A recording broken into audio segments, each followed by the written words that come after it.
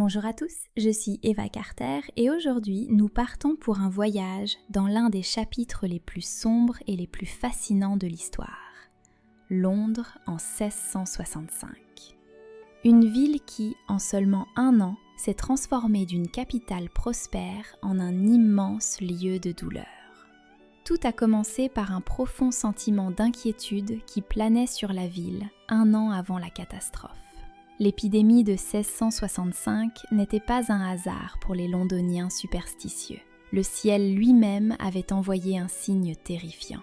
À l'hiver 1664, une comète a traversé le monde, que les astrologues de l'époque ont unanimement qualifiée de messagère de grands malheurs. En ces siècles-là, les gens croyaient sincèrement que les corps célestes dictaient leur destin, et ils ne s'attendaient qu'aux épreuves les plus dures pour l'année à venir. Bien que plus de 300 ans se soient écoulés depuis la première vague dévastatrice du Grand Mal au XIVe siècle, celui-ci continuait de revenir, attaquant occasionnellement des villes à travers toute l'Europe. Cependant, c'est l'année 1665 qui a battu tous les records précédents de pertes dans la capitale des îles britanniques. Avant cela, la période la plus difficile était considérée comme 1625, lorsqu'environ 40 000 personnes avaient quitté ce monde sur une population de 200 000. Si l'on remonte plus loin dans l'histoire, lors de la première apparition de l'infection en Europe par le port de Messine, les pertes de Londres furent d'environ 30 000 personnes sur 70 000 habitants. Mais dans cette période fatidique dont nous discutons aujourd'hui, le mal a emporté la vie d'environ 100 000 Londoniens. Il est important de considérer que la population totale de la capitale était d'environ 385 000 personnes à l'époque. Ce ne sont que des chiffres approximatifs, car un système complet de recensement de la population n'en était qu'à ses balbutiements. Amis, si ces enquêtes historiques vous intéressent, n'oubliez pas de vous abonner à la chaîne et de cliquer sur le bouton j'aime dès maintenant. Cela m'aide énormément à créer du contenu encore meilleur pour vous. Mais les gens ne croyaient-ils qu'aux étoiles ? Tandis que les citoyens scrutaient anxieusement le ciel nocturne, les fondations de l'avenir s'effondraient déjà lentement sous leurs pieds. Pour nous, les habitants du XXIe siècle, les raisons du chaos à venir semblent tout à fait concrètes et compréhensibles. Tandis que certains fixaient la queue de la comète, la ville elle-même devenait un piège parfait, où chaque ruelle et chaque maison préparaient le terrain pour une fin inévitable. La véritable menace n'était pas cachée dans l'espace, mais dans la vie quotidienne d'une métropole en pleine croissance qui étouffait sous ses propres déchets et son surpeuplement. L'ennemi était trop petit pour être remarqué, mais assez fort pour mettre tout un pays à genoux. Descendons des cieux vers les rues sales du Londres du XVIIe siècle, qui représentait à l'époque un environnement idéal pour la propagation de n'importe quelle infection. L'un des principaux problèmes de cette ville en plein essor était l'absence presque totale de système d'égout. La population de la capitale augmentait chaque année et au milieu du siècle, elle atteignait près de 400 000 personnes. Pour comprendre l'ampleur du problème, il suffit de dire que le système de traitement moderne utilisé à Londres aujourd'hui n'est apparu qu'au milieu du XIXe siècle. Cela s'est produit après l'événement tristement célèbre connu sous le nom de Grande Puanteur, lorsque respirer dans la ville était devenu absolument impossible. Au XVIIe siècle, cependant, on ne parlait presque pas d'hygiène. Tous les déchets ménagers, les restes de nourriture et les entrailles de poissons étaient simplement jetés dans les rues. Ces immondices s'écoulaient par les caniveaux directement sur la chaussée ou pourrissaient dans des fosses d'aisance situées au hasard. Un tel entassement et ce manque d'assainissement constituaient un terrain fertile pour n'importe quel désastre. Le plus triste était qu'en Angleterre, à cette époque, personne n'avait la moindre idée que la cause de la tragédie était une minuscule bactérie invisible à l'œil nu. Ce micro-organisme ne fut découvert qu'à la fin du XIXe siècle par un scientifique franco-suisse nommé Alexandre Yersin et fut nommé en son honneur. Pour les Londoniens crédules et la plupart des gens sur la planète, l'état ne semblait pas être une maladie transmise par des piqûres d'insectes, mais une punition divine pour les péchés, une conséquence du mauvais temps ou l'influence de cette fameuse comète. Beaucoup croyaient à la théorie des miasmes, qui affirmait que l'infection se produisait en inhalant des odeurs nauséabondes. Les Londoniens accusaient la lourde puanteur qui enveloppait la ville, et d'une certaine manière, ils avaient raison, car la propreté de l'air dépendait directement de la propreté des rues. Mais le véritable ennemi était si petit qu'il ne put être vu pendant encore 200 ans. Et cet adversaire invisible avait déjà commencé sa chasse, utilisant ceux qui vivaient côte à côte avec les humains dans chaque cave et chaque grenier comme moyen de transport. Tandis que les citadins essayaient de combattre les odeurs, la véritable menace se propageait rapidement dans les bidonvilles de la ville, se préparant à une frappe décisive. La mécanique de propagation de ce mal ressemble à un véritable thriller biologique. Le principal coupable était la bactérie Yersinia pestis, qui utilisait de minuscules insectes comme vecteurs. À elle seule, une puce commune n'est pas très dangereuse tant qu'elle n'est pas infectée. Une fois à l'intérieur de l'insecte, les bactéries commencent à se multiplier rapidement et bloquent littéralement son tube digestif. En conséquence, la malheureuse créature ne peut plus se nourrir normalement. Ressentant une faim insupportable, la puce devient extrêmement agressive et commence à mordre tout ce qui vit autour d'elle, des petits rongeurs aux humains. Parce que son estomac est obstrué par les bactéries, à chaque nouvelle morsure, elle injecte involontairement le contenu de son œsophage dans le corps d'une nouvelle victime. Ainsi, l'ennemi invisible emménage dans un appartement plus spacieux, le corps des habitants de la ville. À l'intérieur du corps humain, les bactéries se comportent comme des envahisseurs impitoyables. Transportées par la circulation sanguine, elles voyagent d'un organe à l'autre jusqu'à atteindre le système lymphatique. Les ganglions lymphatiques répondent à l'attaque par une inflammation et un gonflement sévère, se transformant en bosses douloureuses. C'est à cause de ces formations que la maladie a reçu son nom terrifiant. Au fil du temps, une forme encore plus dangereuse s'est développée, transmise par des gouttelettes dans l'air où il suffisait d'être simplement près d'une personne infectée pour attraper le mal.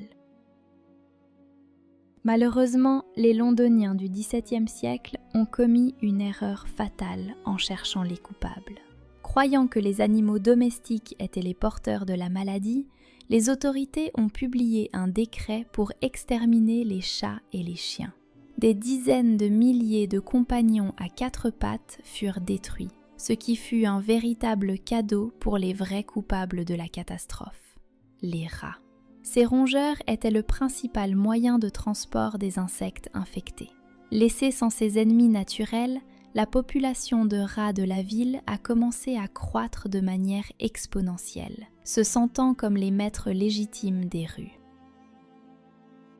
Les premiers cas furent enregistrés pendant l'hiver dans les zones portuaires et dans un endroit appelé Saint-Gilles. En avril, le nombre de personnes ayant quitté ce monde atteignit 400, mais ce n'étaient que des données incomplètes.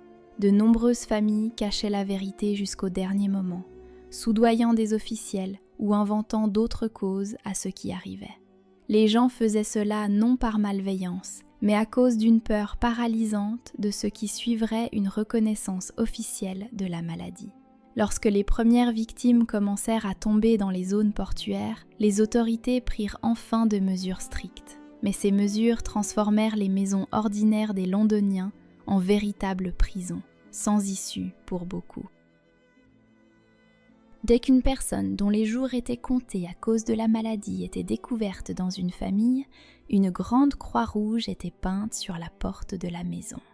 Souvent, une inscription était ajoutée sous ce signe « Seigneur, aie pitié de nous » ou « Dieu, préserve nos âmes ».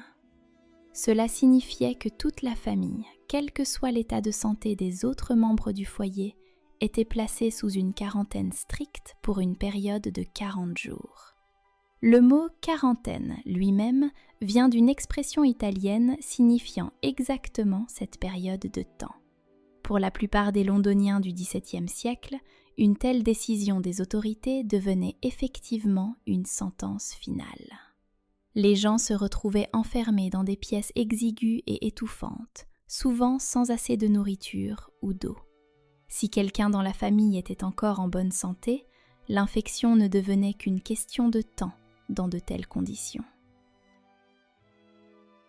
La surveillance de cet isolement était confiée à des gardes spéciaux issus des classes inférieures, qui recevaient un très bon salaire pour l'époque. Ils s'assuraient que personne ne quitte les habitations verrouillées et agissaient parfois avec une extrême cruauté. Plus élevés encore étaient les revenus de ceux qui s'occupaient de ramasser les corps des défunts. Chaque nuit, des chariots passaient dans les rues sombres et sinistres, et le silence n'était rompu que par les cris des conducteurs. « Sortez vos morts !» Les corps étaient récupérés directement dans les maisons et emmenés vers des fosses communes qui se remplissaient rapidement. Des témoins oculaires se souvenaient qu'une puanteur insupportable flottait sur la ville, et les cloches des églises, annonçant chaque nouvelle perte, sonnaient si souvent qu'à un moment donné, on décida de les arrêter, les mécanismes ne pouvant tout simplement plus supporter la charge. Dans la partie nord de la ville, sur les sites des stations de métro actuelles et des rues modernes, on trouve encore aujourd'hui des sépultures de masse datant de cette période. Le niveau du sol dans les anciens cimetières paroissiaux s'est parfois élevé d'1,5 mètre de plus que l'entrée du bâtiment, précisément à cause du nombre énorme de personnes ayant quitté ce monde en une seule année. Les classes aisées, y compris le Lord Mayor et le roi Charles II, eurent la possibilité de quitter la capitale, bien que certains fonctionnaires soient restés à leur poste, essayant de maintenir un semblant d'ordre dans le chaos. Cependant, la plupart des Londoniens n'eurent pas le choix. Ils restèrent dans la métropole en proie à la panique, où la seule loi était la peur. Dans ce chaos de désespoir, les gens cherchaient le salut dans les choses les plus désespérées. La religion, la superstition et la médecine populaire se mélangeaient en un cocktail instable. Lorsque les prières traditionnelles cessèrent d'apporter un soulagement, les citadins commencèrent à croire aux méthodes de protection les plus incroyables. Vous ne croirez pas ce qui était considéré comme un remède efficace à l'époque et les extrêmes auxquels les gens se sont livrés pour tromper leur fin inévitable. Des rumeurs déformées et des théories pseudo-scientifiques ont donné naissance à des méthodes de traitement qui semblent aujourd'hui non seulement étranges, mais véritablement effrayantes. Dans ce chaos de désespoir, les gens cherchaient le salut dans les choses les plus désespérées, et la médecine de l'époque proposait des méthodes qui ressemblent aujourd'hui à un véritable cauchemar. Dans les rues saisies par le mal circulaient les fameux médecins de peste, dont l'apparence inspirait une terreur superstitieuse. Ils portaient de longs manteaux de cuir et des masques avec d'immenses becs d'oiseaux. Ce costume fut conçu au XVIe siècle par le médecin français Charles Delorme pour se protéger contre l'infection. Des herbes odorantes trempées dans du miel ou du vinaigre étaient fourrées dans le bec du masque, car les médecins croyaient que l'infection se transmettait exclusivement par les mauvaises odeurs. Bien que cette théorie soit incorrecte, les vêtements épais et les masques donnaient au moins aux médecins une chance d'éviter un contact direct avec les malades. Les tentatives de traitement s'avéraient souvent plus douloureuses que le mal lui-même. Les médecins cautérisaient fréquemment les ganglions lymphatiques enflammés avec un fer chauffé au rouge, espérant détruire l'infection à l'intérieur du corps. Malheureusement, de telles procédures mettaient les médecins en grand danger et apportaient aux patients des souffrances insupportables, n'ayant presque aucun effet sur l'issue. Mais plus étranges encore étaient les méthodes populaires de prévention. Dans le Londres de l'époque, les gens croyaient sérieusement que fumer du tabac pouvait les sauver de l'infection. On pensait que la fumée purifiait les poumons et chassait la menace invisible, si bien que même les jeunes enfants étaient forcés de fumer. Mais le mythe le plus choquant était la légende selon laquelle le fait d'avoir une autre affection sérieuse pouvait agir comme une sorte de bouclier, les gens entendaient des histoires selon lesquelles ceux qui souffraient déjà de certains maux chroniques n'étaient soi-disant pas susceptibles aux nouveaux fléaux. Dans l'espoir de survivre, certains citadins cherchaient intentionnellement des contacts intimes avec des personnes infectées dans les ruelles sombres, essayant d'échanger une maladie contre une protection contre une autre. Bien sûr, ce n'était qu'une blague cruelle ou l'illusion de quelqu'un sans aucun fondement scientifique, mais cela montre clairement le niveau de désespoir atteint par les habitants de la ville. En septembre 1665, la situation atteignit son paroxysme. En une seule semaine, environ 7000 cas de personnes quittant ce monde furent enregistrés dans la ville. Il semblait que Londres était vouée à une extinction totale et que le monde familier s'effondrait définitivement. Cependant, la nature et le hasard préparèrent un final inattendu à cette tragédie. Lorsque l'été se termina et que le froid arriva, l'activité des vecteurs commença à décliner naturellement, et après les gelées, survint un autre élément. Ironiquement, ce qui fut initialement perçu comme une nouvelle catastrophe devint un feu purificateur pour la ville épuisée. Un incendie massif qui ravagea la capitale l'année suivante mit un point final symbolique à l'histoire du Grand Mal, brûlant littéralement les traces de la maladie en même temps que les vieux bâtiments en bois. À l'hiver 1665, le mal commença à reculer progressivement, car les vecteurs de l'infection supportent mal le froid. En février 1666, le roi Charles II revint dans la capitale avec sa nombreuse suite, et le reste des citoyens le suivit, croyant que le danger était passé. Cependant, le point final de cette histoire tragique fut posé en septembre 1666, lorsque le grand incendie éclata à Londres. Le brasier énorme détruisit une partie importante de la ville, mais en même temps que les bâtiments en bois délabrés, ceux qui contribuaient à la propagation de la maladie périrent également dans le feu. Bien que beaucoup aient perdu leur maison, les optimistes de l'époque pensaient que le désastre avait purifié la ville des dernières traces de l'infection. Si l'on regarde les chiffres de l'époque, les registres officiels ont noté environ 68 596 personnes ayant quitté ce monde. Cependant, les contemporains et les chercheurs plus récents ont eux-mêmes considéré ces données comme incomplètes. Aujourd'hui, les historiens suggèrent que le nombre réel de victimes se situait entre 100 000 et 200 000 personnes, ce qui représentait une perte colossale pour une ville de moins de 400 000 habitants. La cause réelle de cette catastrophe resta un mystère pendant encore 2 siècles, jusqu'à ce qu'en 1894, le scientifique Alexandre Yersin découvre la fameuse bactérie invisible qui, pendant des siècles, avait tenu des continents entiers dans la peur. Grâce à cette découverte et à l'invention ultérieure des antibiotiques, le mal a cessé d'être une menace mondiale. Aujourd'hui, le risque d'une issue défavorable avec un traitement rapide n'est que d'environ 10 à 15%.